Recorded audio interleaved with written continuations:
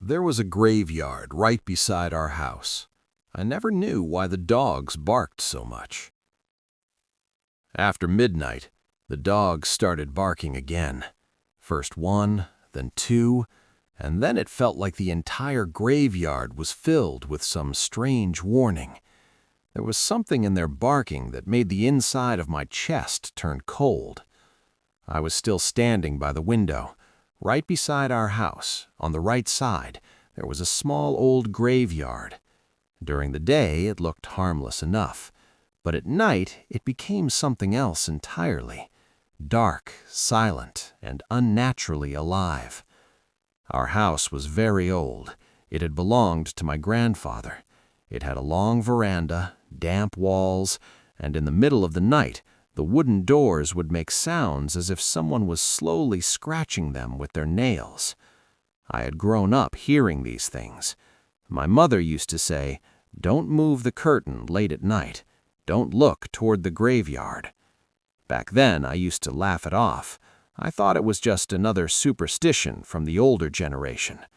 But the truth is, after coming here, even I started to feel uneasy. I had just returned to the village from the city.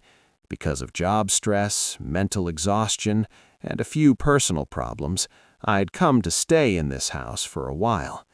I thought the quiet village life would calm my mind. But after arriving, I realized that not every quiet place is safe. Some silences are far more terrifying than noise. For the first few nights, I could not sleep properly, because every night, right around 1 o'clock, the dogs would all start barking together while staring at the graveyard. They never barked toward the road, never toward our yard, only toward the graveyard, as if they could see something we humans could not. One day, while sitting at the dining table, I asked my mother, "Mom, why do these dogs bark like this every night?" She paused for a moment and looked at me. There was tiredness in her eyes, but behind that tiredness there was something else too, buried fear. She said softly, "Not everything needs to have a reason explained." I laughed and said, "Come on, Mom, you still believe in these things?" She said nothing after that. She just kept moving the rice around on her plate. That was the first time I felt that my mother knew something, but she did not want to say it. The next night, I decided I would see for myself. It was a little after 1 in the morning. The whole house was silent.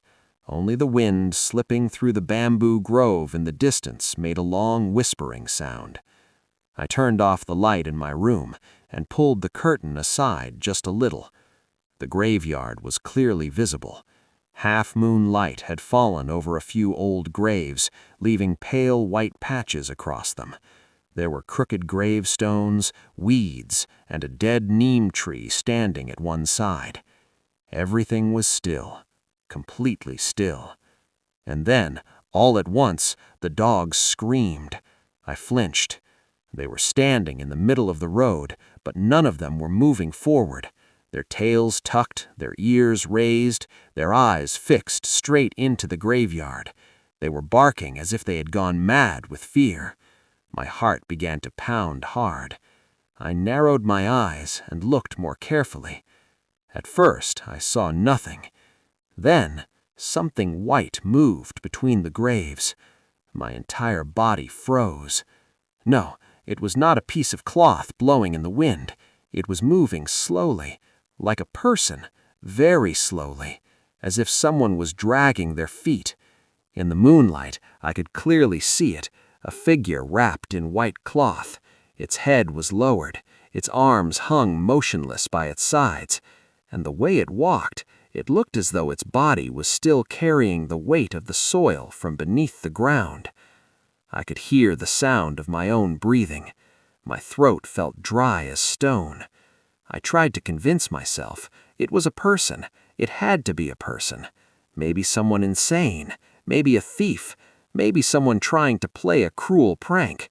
But the thought that kept hitting me again and again was far more terrifying. What if it was not human at all? The white-clothed figure stopped in front of a grave. Then, Very slowly, it lifted its head. I could not see the face clearly, but I understood one thing. It was looking straight at me.